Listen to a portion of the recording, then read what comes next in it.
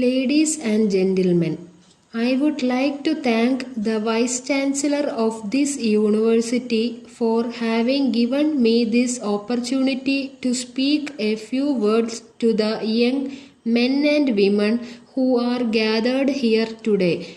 I am glad to know that this university has made considerable progress during the last few years. The central government has given liberal financial assistance which has helped the university authorities in developing its various departments. I have no doubt that this university will grow from strength to strength in the years to come. I wish to congratulate my young friends who have received their degrees and diplomas today. It is no doubt true that this will be a turning point in your life. It is also true that every one of you will be anxious to get a suitable job which is essential for finding a means to live. I would like to point out in this connection that this government is very keen to see that adequate employment opportunities are created in our country to give suitable jobs to our educated young men and women. You will be happy to know that the fourth five-year plan, for instance, envisages altogether about 20 million jobs.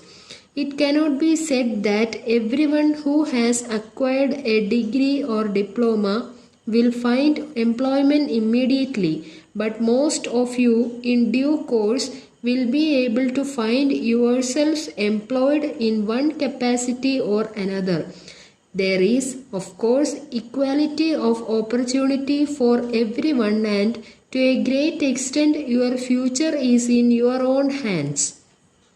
Whatever may be your position in future life, each one of you should first of all think of yourselves as citizens of this country. This confers on you certain rights which are guaranteed by the Constitution, but it also subjects you to certain responsibilities which you should be able to understand clearly. In a democracy, the citizens enjoy a certain amount of freedom, but this is always subject to social discipline. A good citizen is one who obeys the law whether there is a policeman around or not, and who takes delight in performing his civic duties. The responsibility of our young men at the present time is no doubt great. In my view, every stage in the life of a man is important in itself. I would like to call upon everyone to understand the dignity of work. It is important that there should be great satisfaction in doing one's own work to the best of his ability. Whatever the duties, we should apply ourselves with sincerity and devotion. It is better that we do our own job well before we think of criticizing anybody else. We should always bear in mind that loyalty to the country comes ahead of all other loyalties.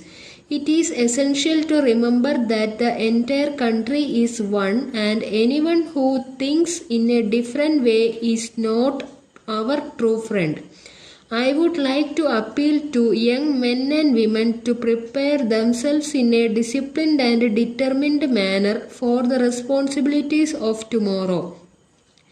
It should be remembered in this connection that a democratic country can be sustained not by the greatness of a few but by the cooperative efforts of the many.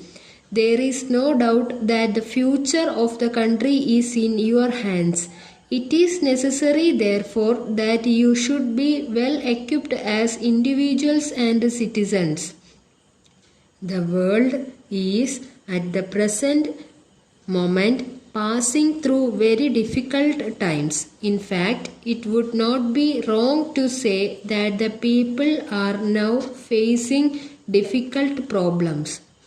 Letter dated 25th October 1982 from the sales manager Mrs. Raman and Company, New Delhi to the manager Mrs. Thomas and Company, Bombay. Dear Sir, in reply to your letter of the 26th instant, we wish to inform you as follows. We have thoroughly considered the terms and conditions offered by you in your letter and we accept them. We are appointing you as our sole agent in Bombay for a period of 1 year from this date and agree to pay you commission on all from the buyers from Bombay. As regards orders from foreign countries received through you, we agree to pay commission to you in accordance with the terms to be decided later. We have already business connection in several parts of the world. It is not therefore possible for us to give you the sole representation in this regard. We also agree to give you the customers discount of 5% on all ordinary sales. Further, we are agreeable to a 2.5% commission on account sales. For this purpose, you have to render us account of all sales made for us up to and including the 25th of each month and send us the amount of such sales less commission on the first of the next month. We await your confirmation in this regard. Thanking you, yours faithfully.